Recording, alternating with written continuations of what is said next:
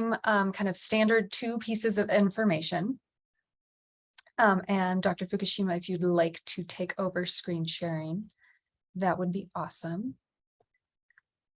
So the main 2 pieces of information that we like to start with, after notifying you that you are being recorded, are land acknowledgement and a short reminder that I will drop a link to the evaluation survey in the chat for those of you who are attending in real time at this moment on the Zoom call.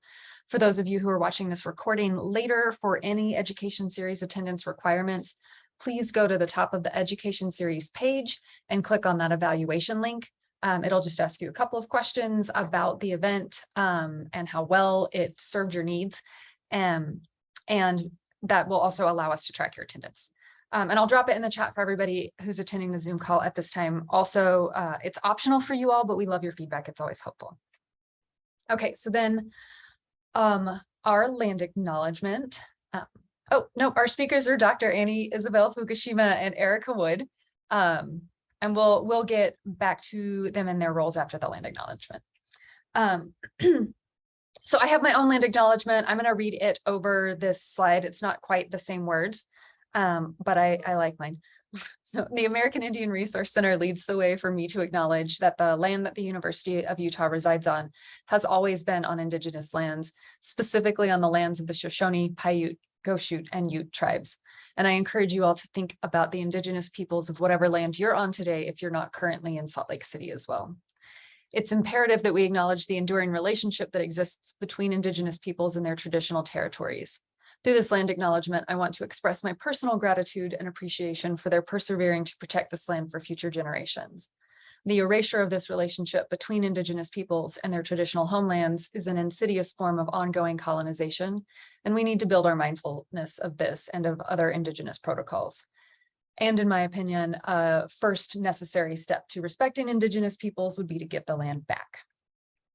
Okay, so with that, our speakers today are Dr. Isabel Fukushima, the Director of the Office of Undergraduate Research and Associate Dean of Undergraduate Studies, and we have Erica Wood, who was a supportive measures manager in the Office of Equal Opportunity and Affirmative Action. Erica, please correct me on your current title if that is not it. That's my current title. Thank you. Oh, yes, excellent. So they have a wonderful slideshow for you. It's going to be very informative and very helpful. So take it away, please.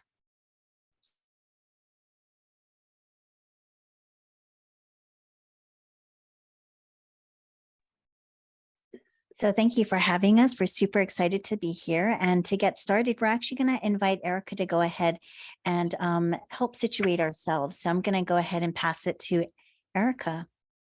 Thank you so much, Annie. So I'm Erica Wood. I'm with the Office of Equal Opportunity Affirmative Action in Title IX. And many of you may know of this office or have some information about us. And we're the office on campus. We're responsible for responding to discrimination and sexual misconduct. But I really like to think of us as like a network of people on campus, as offices and departments, really all dedicated to this work. We're here in this space as people on campus who are here with the right to be free of discrimination and sexual misconduct, and that's what our office is about. We're also here agreeing to abide by these policies, saying, yes, I'm not going to take part in discrimination and sexual misconduct. And then finally, you all here may have some additional roles in your research, kind of taking care of people in that research, making sure they have this information, and possibly being mandatory reporters. This kind of leads into the next, where we talk about, of course, these topics can be traumatic and impactful. Thanks, Annie. I kind of jumped around. But I'll kind of, thank you. Oh, I'm going back. I'm sorry. I'm going back. No, I think I was messed up in my order. I think the other thing to keep in mind is when we're talking about things like sexual misconduct and discrimination, it can be traumatic, it can be impactful. And so we want to invite people to kind of take care of themselves as they need to in this conversation. If you need a minute to step back, take a breath, engage with yourself a little bit, ground yourself, that's okay. Please do that. And know that when you do that, you're always welcome to come back, and I really want you to engage and participate. And I believe I messed up or reversed those slides, so you can, I think that's what I wanted to cover there. Well, that's wonderful. Yeah. So thank you everyone for joining us at today's event where we're thinking about research safety and Title IX issues. And as Erica has already set up for us, is we all are wearing multiple hats. And so we want to think about those multiple hats for our undergraduate researchers who are UROP funded or funded by to do undergraduate research as temporary employees or employees of the U. We just want to remind you that you're also considered employees. So some of the things that Erica was talking about is that we are all mandated reporters, and we'll get a little bit more into that. But, you know, before we start talking about that specifically, we do want to provide you a nice roadmap of what we're going to go over today, which is we're going to first talk about Title IX, give a nice overview of that. Then we're going to talk about why research and safety matters. And then we're going to hear more about some resources and reporting to Title IX. It's not always cut and dry, and it's important to know that there's a range of resources available to you. And then at the after that, we'll also talk about some case scenarios for discussion. And so we'll move through today's conversation, which is only an hour, through quite a bit of content. So I'm going to go ahead and punt it back over to Erica. Thanks, Annie. So I mentioned, previously we're the Office of Equal Opportunity Affirmative Action in Title IX. And I think a really big takeaway about our office, we'll talk a little bit more about process and people's options in our office and what kind of happens. But this slide really illustrates, we do a lot on campus. And I'll read through them, and then I'll kind of jump back and talk about ones I want to highlight. So intake and supportive measures, right? Intake, that means we're talking to people when they're first experiencing discrimination or sexual misconduct and making sure they understand their options. Education and training. So making sure we're training individuals who may have taken part, right, in discrimination or sexual misconduct and caused harm. We want to make sure to kind of train, perhaps guide or re-guide them at the university. Informal resolution and investigations, those are our more formal options through our office, ways to resolve a discrimination or sexual misconduct complaint. Hearings, which occur alongside investigations. Accommodations for both ADA and Title IX, we have some involvement there, meaning accommodations for like workplace accommodations, academic accommodations, housing accommodations for experiencing sexual misconduct, and then youth protection. The majority, when people think of our office, they really are kind of focused on these bottom circles. They're thinking, oh, OEO, all they're going to do are investigations. All they're going to do is kind of push me through this very formal process. And I'm not sure if I want that. And I think a takeaway that I always try to communicate to people is the majority of what we do is actually at the top of that circle. So the majority of what we do would be provide support for people who are experiencing discrimination or sexual misconduct, and providing education and training for a group like this, to be involved here or to work with individuals one-on-one. When people are thinking about that, or they're wondering what OEO does, it's also important to know in the large majority of cases, the wishes and the ways the person experiencing that behavior or harm, that's going to guide the process. OEO would be very hesitant to start an investigation without that person's full consent and participation. And before I pass it back, I just wanted to highlight, I'm not sure if people read this, but there was a 2022 sexual assault campus climate survey the university conducts every couple of years. And they always ask people why they decide not to report. And the two largest reasons people usually give, and they gave in 2022 for not reporting, not believing their experience is serious enough and thinking nothing will be done. And at the same time, we often hear that all people want, or the things that people want often, are supports. And so again, I think a really good takeaway is making sure making sure friends know, making sure people that might report to you might work with, or people you're working with in research, know that really no matter what, people can get support, accommodations, resources, safety planning, and adjustments through our office without going through any formal process.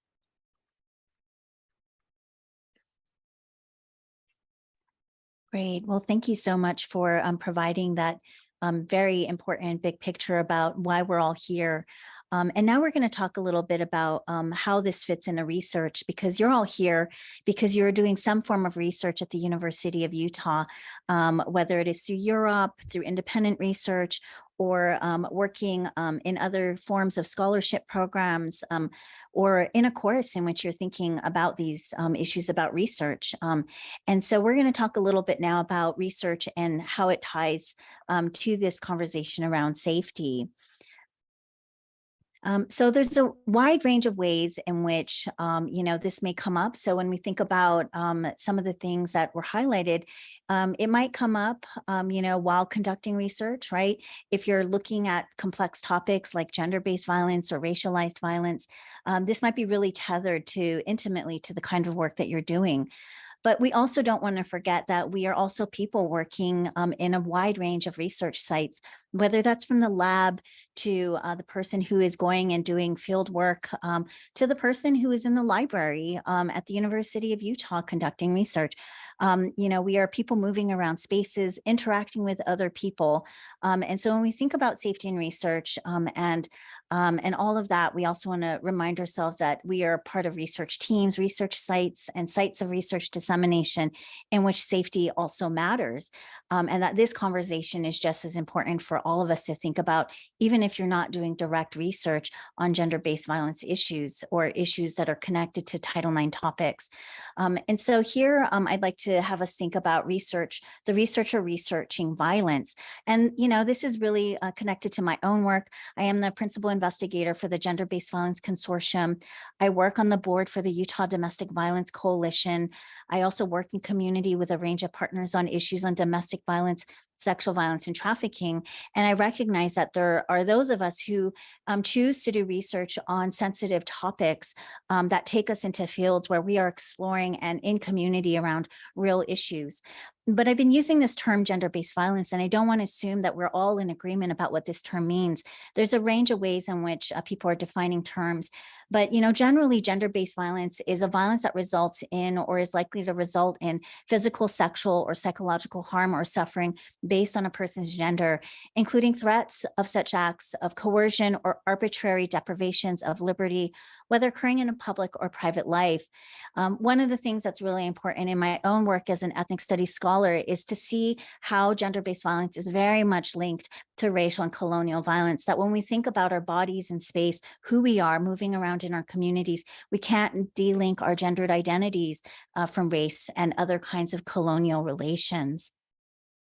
And so that's just to offer some terms. What we know about gender-based violence and research is that it emerged in the 1970s in response to the women's batterers movement. And that's just what it was referred to in the 60s and 70s. We've come a long way from referring it to the battered women's movement to now talking about it as domestic violence or intimate partner violence, since we know that not all violence of intimate relations happen in the home. And so those are some of the, just to give you a big picture, is that gender-based violence research in the United States has been quite robust for some time, where people in community and people in academic settings, as well as working in policy, have been trying to solve these issues for quite some time. And we know that what's been really important to this is that there's a range of research hubs to support these very complex issues.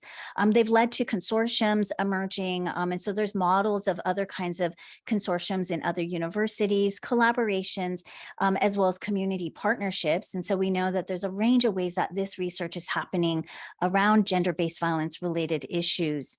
And we here at the University of Utah have the Gender-Based Violence Consortium, where we work in collaboration with community partners, as well as other universities across the state, to address a range of issues that are related to gender-based violence. But I've been using this term gender-based violence, and we don't want to assume what encompasses. This list is not comprehensive here, but just to give you some examples of what that might look like in research, we oftentimes refer to it as violence from womb to tomb. So literally, when we're talking about gender-based violence, it can comprise of topics that are a wide range of life course, right? It can also include domestic violence or intimate partner violence. So this is when violence is occurring between two lovers or people that are in some form of intimate relationship, whether they reside in the same home or apartment or housing situation together or not. It can include dowry deaths, female infanticide, female genital mutilation, forced marriage, honor killings, human trafficking, prenatal sex selection, sexual assault, or sexual violence. And these are just some lists of the ways that we know that people are researching gender-based violence issues. And there's a robust group of scholars at the University of Utah who are doing research on these complicated topics in a variety of fields. But one of the things we are doing here today is we're trying to think about, well, how does this matter for the research that you're all doing in your context when you're working in community, whether you're working directly on gender-based violence issues or indirectly, you are just working on some other topic, and you are, connecting to communities. And so one of the terms that I just wanted to pause for is some secondary traumatic stress, which are symptoms resulting from indirect exposure to trauma. It comprises of psychological distress or dysfunction, cognitive shifts, or relational disturbances. It is used to explain, symptoms that are similar to what we would see in people who have other trauma symptoms. And you all might be familiar with post-traumatic stress disorder that was historically used to describe Vietnam War veterans, that we know oftentimes now describes a range of other experiences where people are experiencing traumatic events. And so when people are doing research on gender-based violence issues in connection to communities, these are the things that, we don't want to self-diagnose. We want to make sure that we have practitioners, or we're working with experts are the ones that are diagnosing. But you may notice things about your body in which there may be hypervigilance, numbing, avoidance, other somatic complaints, for example, difficulties with digestion, or your stomach hurts, you experience pain that you don't know what's causing it in your body. Other kinds of things like grief, depression, anxiety, fear, rage, or shame.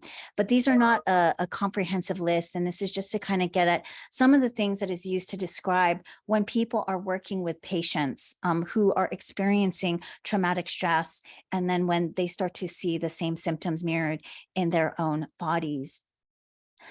There is also another way to describe what we know oftentimes, not all the time, but can happen to folks who are doing research, is vicarious trauma, which are profound changes in the core aspects of the self.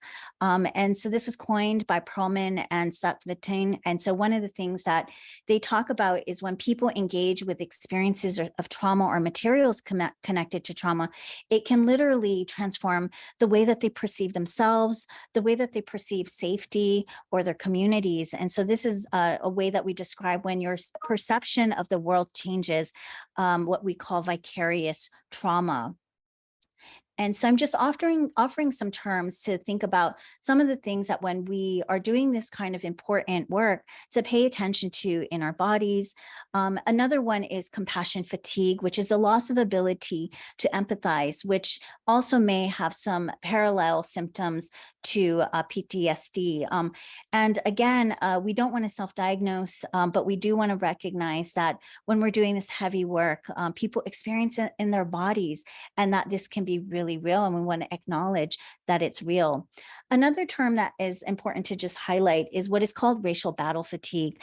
And here I'm thinking with my colleague, Dr. William Smith, who has defined the term racial battle fatigue to talk about the psychological and physiological stress that racialized, marginalized communities experience in relation to micro and macroaggressions. And so he is really talking about the kind of, stressors in the body that they might be noticing that are because of the racism that they're experiencing in a society, whether this racism that communities are experiencing are in the everyday intimate context to even just, learning about what's happening in the news. So macro events that are impacting people. And so I'm offering, again, a wide range of terms for us to think about how, when we do this kind of research, it not only impacts the communities that are being directly impacted by traumatic events, but it also impacts the researcher, the research teams, the responders, and those that are working to address the issues. And so some of the ways that we might think about then how we respond to trauma and how it might be manifesting in our own bodies when we're doing research is that there's a wide range. And again, this list is not comprehensive. This is just to put out there for all of you who might be doing this work or might be working with other folks who might be experiencing or doing this kind of heavy work and research, is that there are things that we can do to support ourselves, our community, because what we know about trauma, if trauma is about breaking connection to our own bodies and to ourselves, then the one way that you disrupt traumatic events is that you create connection. And so some of the ways that people might do this is through peer support systems, is developing that peer connection. There's a wide range of peer support systems at the University of Utah that you can get connected to, whether it is through the resource centers or it is through the Office of Undergraduate Research. We also have leaders that are also peers for folks. You can also develop your own peer support communities. We all have the power to create connection.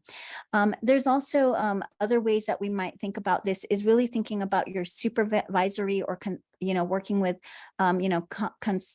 consultants. And so thinking about your, whether this is a clinical supervisor or even just your research supervisor.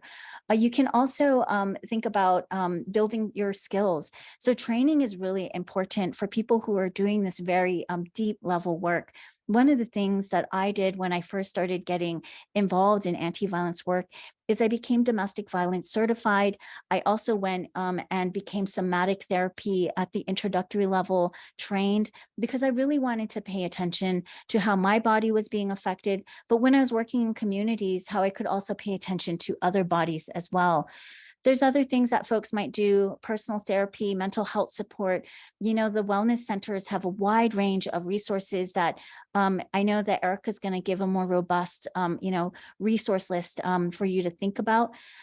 People also always talk about life-work balance, and I'm not going to say that's a super easy thing for anyone, especially when you have to pay bills or when you just have a lot of commitments. But it is something to consider when you're doing this really heavy work, is, not to take lightly the phrase of how do we take care of ourselves, because to take care of our communities, we have to be taking care of ourselves as well. And then the last point is about boundaries. I think that one of the things is that we don't always want to see ourselves as having to be the ones that are quote unquote rescuing communities. One of the things that I always remind myself when I'm doing anti-violence work is that communities have survived whether or not I am there. And so what's more important for me as a researcher, as a scholar, is that I make sure that I connect communities to resources, because I can't be the therapist. I can't always be a responder to them, that there is really skilled people doing this amazing work, like Title IX office, OEO office, what Erica Wood does.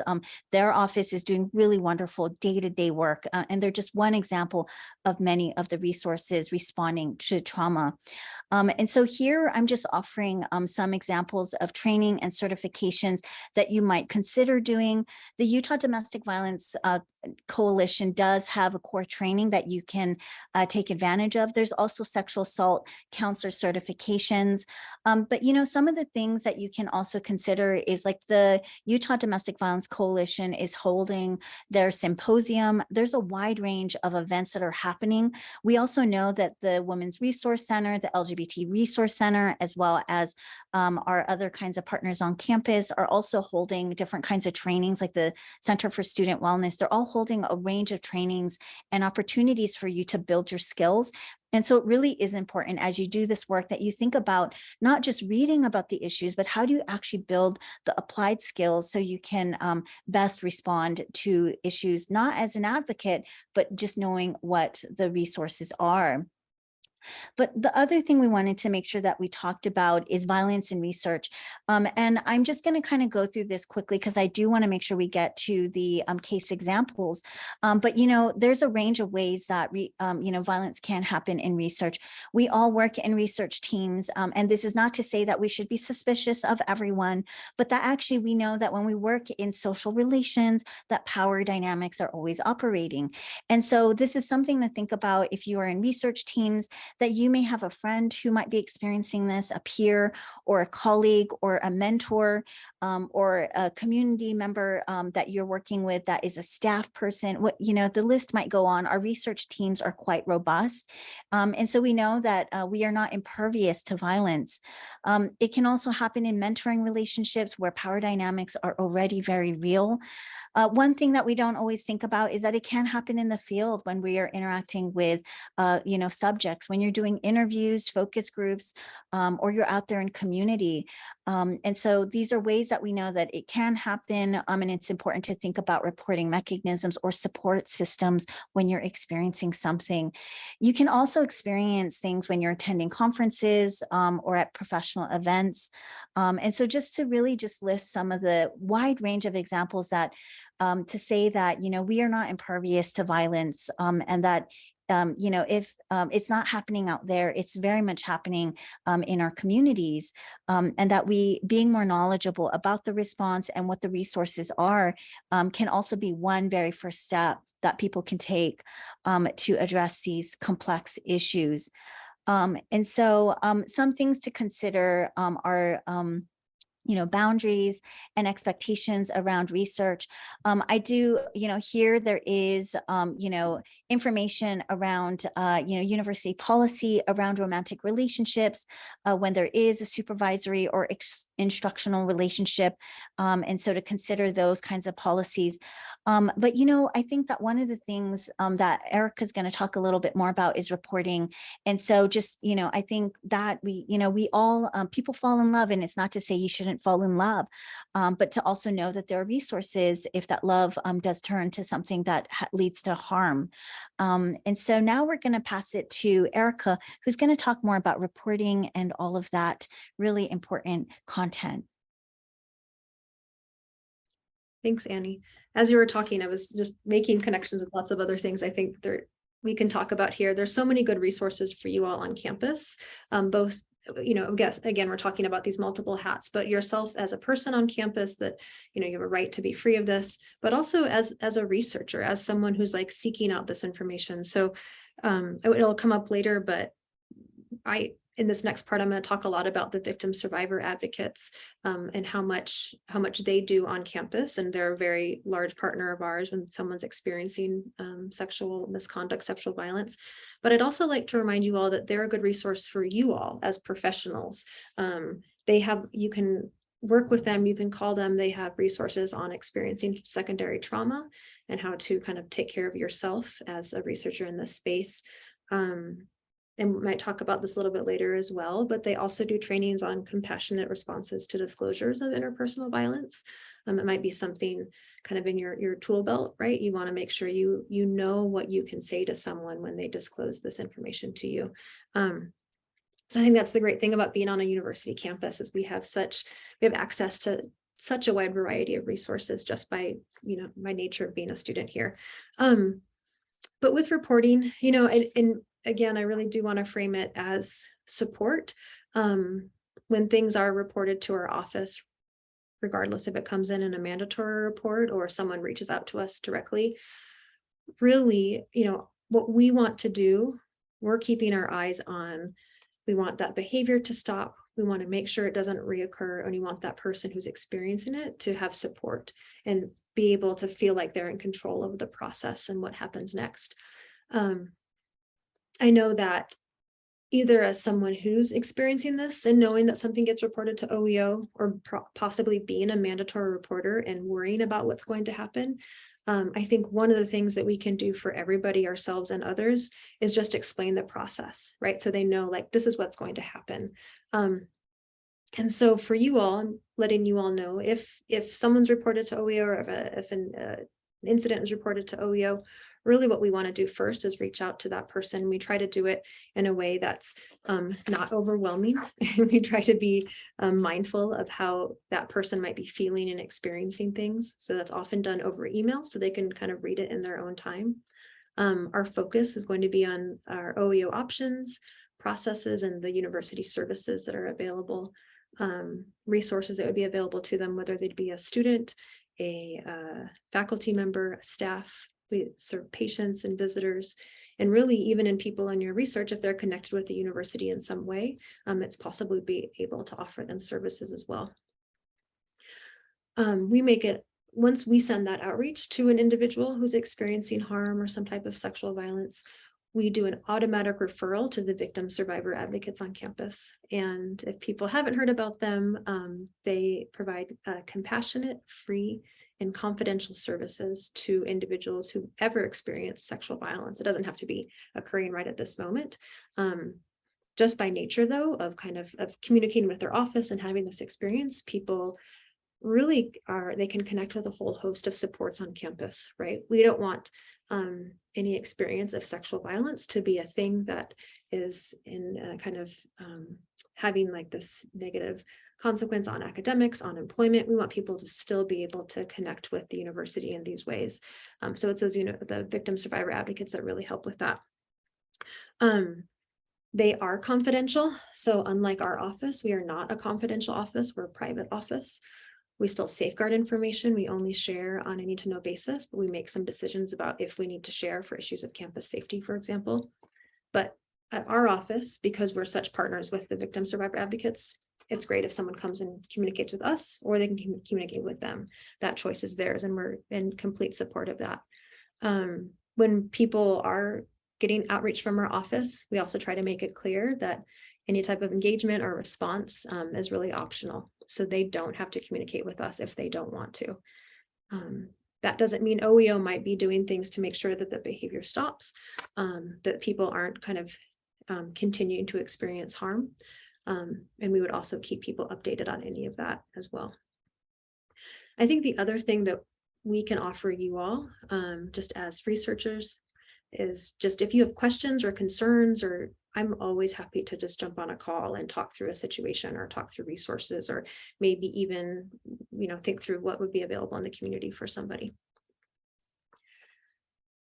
I wanted to quickly talk about what kind of the options people have through our office, and thinking through, what's available to them. If people think of our office like on a scale or a spectrum, first and foremost are what we call supportive measures. Then Annie, you can go to the next slide for this one. Thanks. So if kind of on that scale, right, first, foremost supportive measures are going to be available to people. Those are going to be non-disciplinary.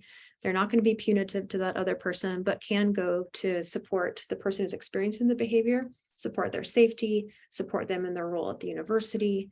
We can talk to a person, we can tell them to stop behavior, we can do training. And we can be really creative in this space. So if someone comes and says, this is really important to me and my personal view of justice and my personal view of how I want this to resolve, we can work through them, work with them in that space with supportive measures. Often the victim survivor advocates are going to be a huge partner in providing those. So they do a lot of supportive measure support. If someone wants the university to respond, right, if that's important to them, that the university is involved, the university discipline or the university kind of take part in the process, then people can always ask for our formal involvement. That's through something we call informal resolution, where we help two parties come to an agreement. It's kind of like a mediation, but people aren't in the same room together necessarily. We're just kind of shuttling a list of agreements back and forth, and then an OEO investigation.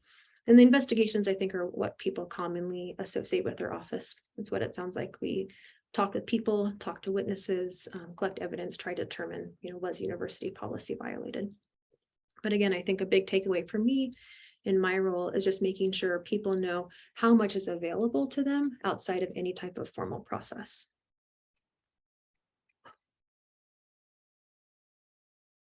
And I think we're gonna, maybe before we go on to case scenarios, let me just ask and see if anyone has any questions about, I know the OEO and Title IX process can be confusing, or there can be a lot of myths out there. Do people have any questions? Either they want to share verbally or write in the chat.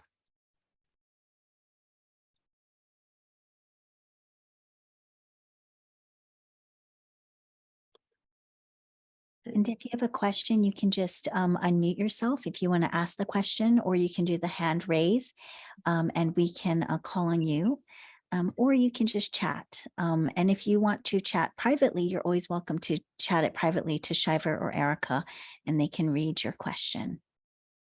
Thanks. Actually, Annie, that's what I was about to say too. A lot of this stuff might be, and I think you would kind of tag this, that it might be hard to talk about, or you don't want to ask questions in this space. And so I'm always available outside of this training or this presentation to talk. Yeah, and I just want to plug Erica's office too. They are just so helpful. They help faculty can call them, staff can call them, students can call them. And if you don't know if you can call them or if they can answer your question, don't worry, they will help you get there and find the right resource if it's not them. They're just so amazing. So I really encourage folks, if you have questions, to do connect with Erica or her office. Off the Zoom meeting if you don't have questions now. Should we just go ahead and proceed with our case scenarios? What do you think, Erica? Yep, sounds good. Okay, well, we're going to just go ahead and go into some case scenarios then. And if questions come up, as these case scenarios are intended for us to also think about these situations as food for thought. And so just to give us some reminders is that these are not real case scenarios. They are merely intended to facilitate discussion, and that this is a public forum. And so we are all being recorded. And so we're going to just focus our questions and our attention to the case scenarios that are hypothetical. And so we want to encourage you, if there are personal things that come up, at the end, Erica is going to have some resources for you. So you can always reach out to her. And she's happy to connect with you.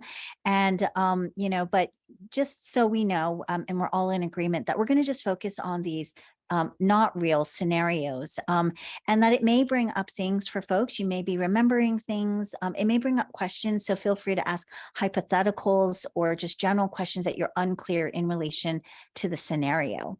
So this first scenario that we're going to start with is you're attending a conference with your professor and other researchers on your team. While having dinner with your team, you learned that one of your peers experienced unwanted behaviors by another conference attendee. What should student researchers do in the immediate response? What would you do if you were a professor or staff part of the research team? So we'd like to take a moment to pause for this scenario to discuss it. You can either chat what you think a student researcher should do, or a professor or staff. You can chat your response, or you can just do the unmute and just reflect.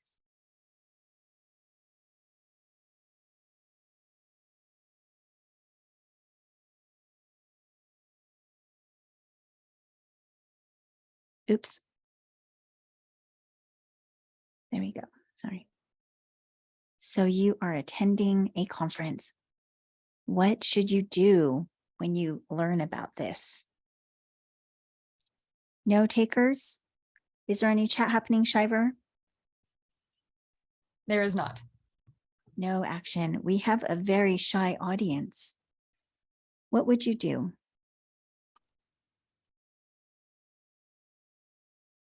Do you have questions? We can talk through this hypothetical.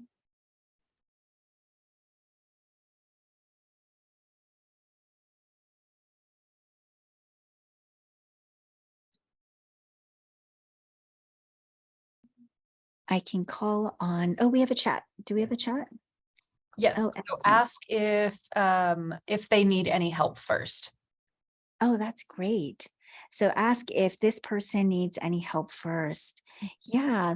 Okay, that's a great start. So you're attending with your professor, you have dinner with your team, you learned that one of your peers experienced. First question, do you need help? That's a great suggestion, right? Starting with check in with them, right? Check in with this person, right? We have another comment in the chat also that kind of builds off that. See if there's any immediate threat as well. Yeah, see if there's an immediate threat. And I'd like to kind of punt this to Erica. So when somebody says, see if there's any immediate threat, what would that look like? One thing I think is always, because I think this is kind of getting into something we talk about often, is that like bystander intervention, like what happens when you hear of something or learn of something, maybe it's occurring at that moment. And I think it's a really good way to check in with peers. check in with friends. And I think the other thing I would caution, and I think this might get at this as well, is that often we also don't want that bystander approach to be put on people that are already experiencing harm or often experience harm, right? That people that are already kind of shouldering this behavior, we're not asking them to then go out and do more and advocate more. It's someone maybe who might be kind of use their, if they were in a position of power or some authority, to be the person that speaks up and speaks out. I think things like immediate threats, we really listen to that person, right? If that person feels unsafe, if that person has safety concerns, I think those are the things that would, at least in our office too, kind of elevate a response. We're really listening to the person who has experienced the behavior. But I like the idea of checking in with that person and checking in with threats as well. Yeah, I like that too. I think that's really important to also like consider, is that they may have already reported this to the right places, right?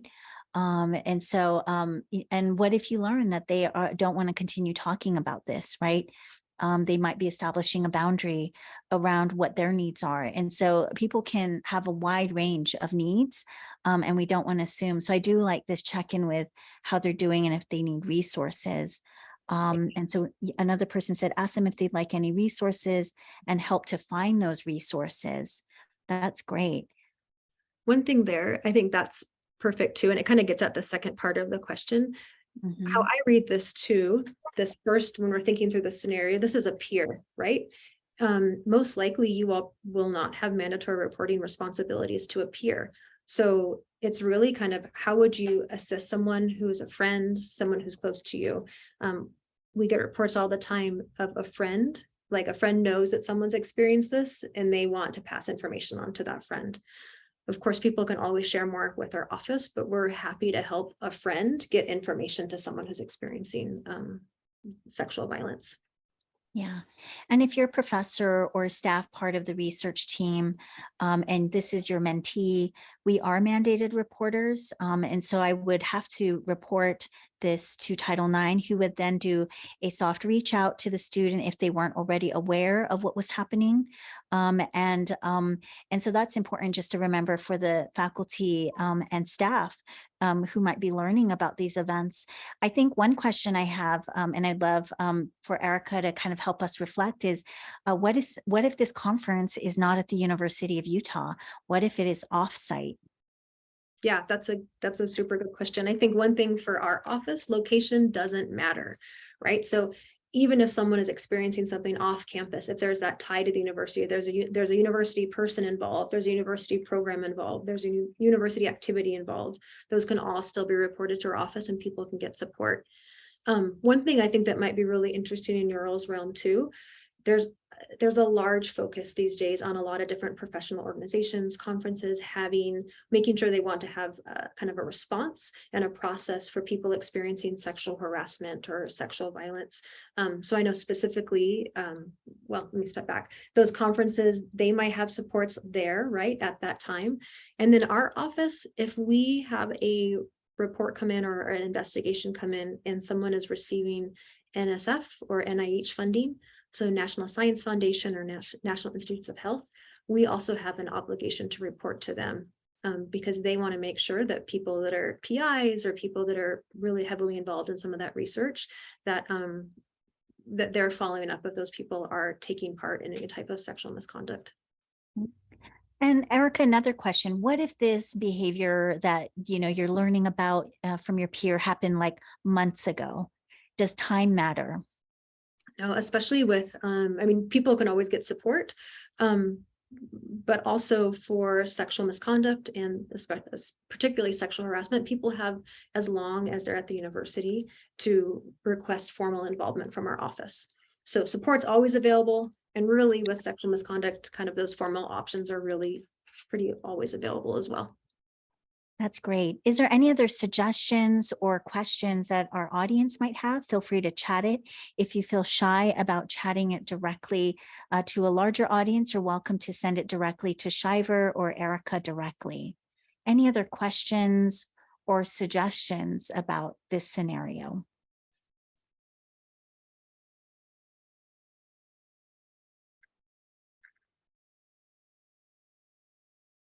All right. Should we go on to the next one or let me just, oh, there we go. Yeah, should we go ahead and move on to the next scenario, Erica? Yeah, sounds good. All right, we'll just keep moving along.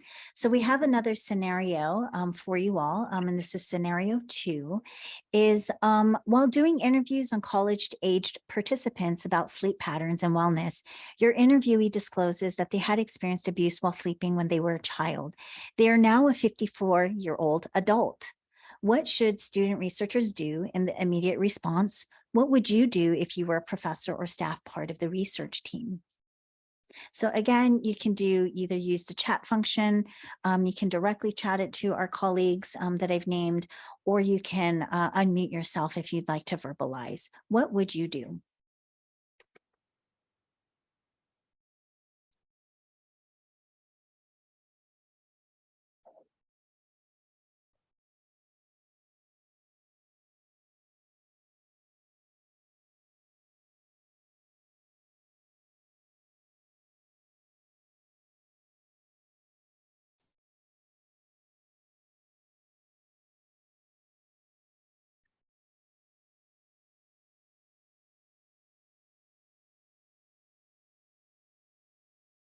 What would you do?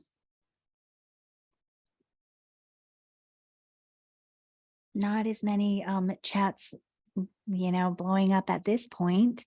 Maybe folks aren't clear. Maybe folks are unsure about, oh, here we go. Ask if they want to have access to resources. That's a great place to start. Any other comments of what would you do? You learn of a disclosure while doing research.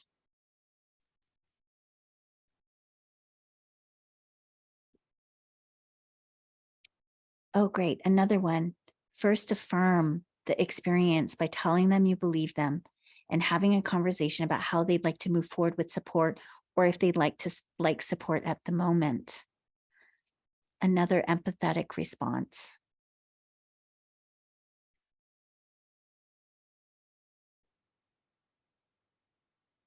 Erica, what do you think of these? And what would the resource be? I really like the idea of, again, checking in and affirming. It's often said that, I think one thing to think about disclosure like this, even though this person is an adult, it may be the first time they've disclosed. Perhaps they felt comfortable in that moment. Perhaps you've built a good kind of rapport with them. And oftentimes kind of that first disclosure and truly the continued disclosures, the way people respond can impact what that person does next and what resources they connect to and how they might go about finding healing for themselves. So I really like the idea of affirming. As I mentioned, the victim survivor advocates, they have a lot of resources. They have an entire training on compassionate responses to disclosures of interpersonal violence. So that's something that you all could connect with them for. Our office also has it's geared a little bit more towards staff and faculty, but how to respond to people when they're disclosing sexual misconduct. I think with resources here, when this person, if they don't have a tie to the university campus, those victim survivor advocates wouldn't necessarily be the first resource for them, but you could even call them to get ideas. If this were us, we'd commonly make sure this person knew about resources in the community. Perhaps that's the Rape Recovery Center. Maybe that's UCASA, the Utah Coalition Against Sexual Assault. Maybe it's even like the Family Justice Center. Perhaps they are kind of some of the places that could provide some temporary housing or shelters for individuals, depending on if this person is safe in their home environment right now. That's great. And those are great organizations that are doing wonderful work. There's also Restoring Ancestral Winds, which is a tribal coalition for folks, and they do the response regarding domestic violence and sexual violence and human trafficking. So yeah, there's a wide range of resources in Utah. And I think, I guess to ask you the question, Erica, is what if you're conducting this interview with a person and you're doing the interview on campus? Does that change things? That's a good question. And I think we would still, it would maybe depend, right? If this person didn't have a tie at all, they were maybe just coming to campus just for the purpose of this interview, it might not. However, you might be in a place where you're on campus, you can say like, hey, let's go see and let's talk to somebody and see if we can find some resources. It's really possible that even an office like VSA would be able to provide you or this person with some quick resources. So you might be in a place on campus just to be better connected to those resources. Yeah. And what about if you're doing it on Zoom? Like the interviews on Zoom. So how do you recommend folks handle? Because I know that during pandemic, there's been a lot of Zoom interviewing happening. So Yeah. what would you do in that? Does it change conditions? Yeah. As far as the reporting, maybe not, it wouldn't necessarily change conditions, but I think depending on how tech savvy people are, the nice thing about Zoom is that you can share your screen and you can say, hey, let me show you where these resources are. Let's look at together. Let's look at the rape recovery site together. Let's look at restoring ancestral wounds together. You can even, as you feel comfortable, you can call with someone if that's what they want and help them connect with someone at that time, or maybe set up an appointment. Yeah. Oh, go ahead. Oh, I think there was a hand raised, but maybe it went back down. So Oh, I'm did not- it go back down? Yeah. Go Oh, ahead. Yeah. That was me. This is River. Hello Hi, all. River. Hi. I do have a question. So I know that, due to statute of limitations and other things, there's not much that could be done for somebody, in their 50s, and if it happened in childhood.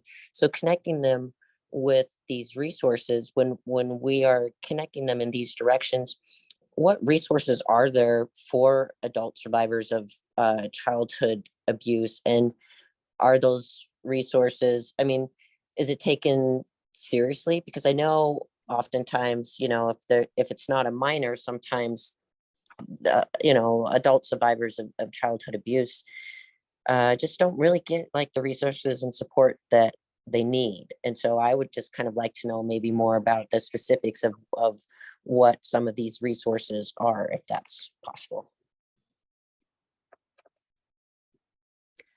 I would, and I don't necessarily want to speak for all of the resources in town, but what I know is that they're going to be able to provide kind of support or maybe case management, perhaps connection to things like counseling or therapy at, free or discounted rates. And it wouldn't matter if someone had experienced it in childhood or, as an adult.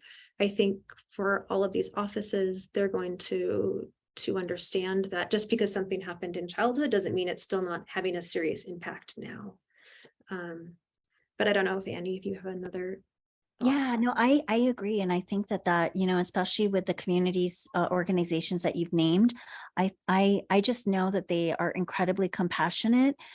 They may have some challenges with wait times and stuff like that because they are very, they're small organizations who are doing their best. And so they may have referral lists that they can connect the person to.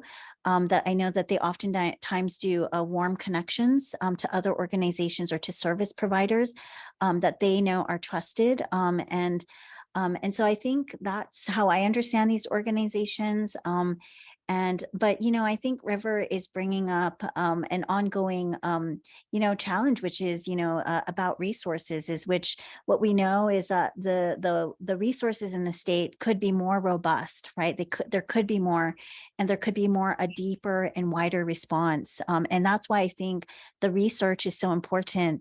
The interest and the ongoing conversations is much needed. And so that's just to say that, is to acknowledge that. I think, yeah. Mhm. So, but thanks for your question. I know that there's also folks who do work on aging, and that there was some really great work being done with folks here at the U. And so I'm happy to connect you to folks who have more expertise on aging populations who experience violence too. Yeah, that would be absolutely wonderful, and I think very, very useful for me. So thank you. Yeah. Awesome. Well, I'll connect with River afterwards. That's a great question. Are there other questions that are coming up for folks? We have 3 minutes left, and I just want to make sure that we remind you about UCUR, that there's an opportunity to present if you are doing this research to keep the conversations going. And then here, do you have an example of exactly what an appropriate immediate response would be?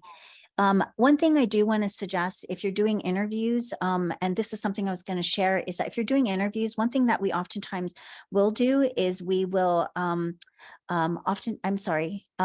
what I'll do is I'll have in my guide as part of it a resource list, because I always want to already predict for the range of things that might come up when I'm conducting interviews. And so that's something, if you are doing interviews, working with community, is to already start thinking about the resources you can have at hand. So if something should come up, so say if somebody discloses being houseless or being food insecure, or experiencing some other kind of instability that, you know, the questions are broad enough that it may bring up something, that I think it is important as researchers that we are prepared to connect people to resources, because we could be an important connection for them. And so just wanted to offer that to folks as well. And I don't know why okay, there we go. So if you want to present at UCAR, we wanted to remind folks about that, but we do want to leave you with resources. So Erica, do you want to talk about some of the resources here? Sure. We've talked actually about quite a few of them. So that's our office at the top. We're available online through our email or through our phone. You can, call us in the office, the Victim Survivor Advocate.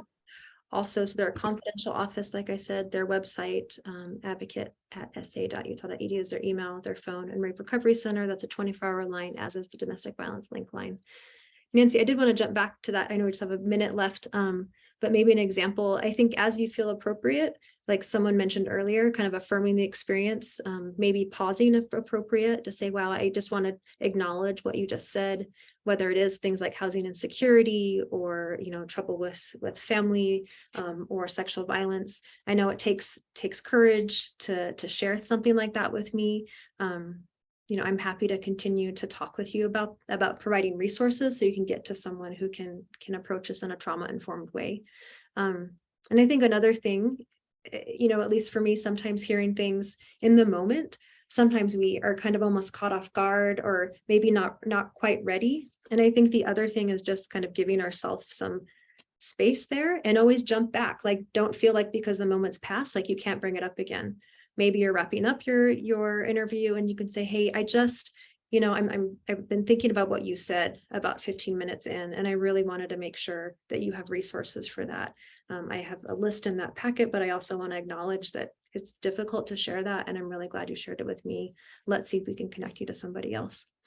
And it's never too late to provide people resources. So if even in the moment at the end of the interview, you don't think about it, you can also do a follow-up when you thank them for being a participant in your study, is you can also do the follow-up with resources and warm connections then too. So there's never a too late moment to connect somebody to resources they might need.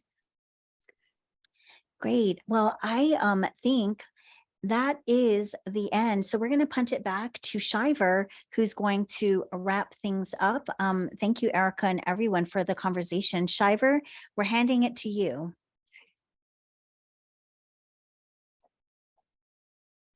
And we can't hear you in case if you'd like to be heard. I know I had too many things popping up on my screen at the same time. I was trying to get to my unmute. Thank you both, Dr. Fukushima and Erica, so much for presenting on this topic. I think it is such important information for all of us to know and have access to. And thank you all, everyone who attended in real time, and thank you all if you are watching this video later. I wanted to remind everyone, if you are watching this video later for any education series attendance, please go to the top of the education series page and click on that evaluation form, fill it out and include your unit so that I can make sure that I get this recorded for you. And with that, I'm going to stop sharing. I'm going to stop recording. If anyone has any other questions, they can go ahead and stay on and ask them, but you are all free to go.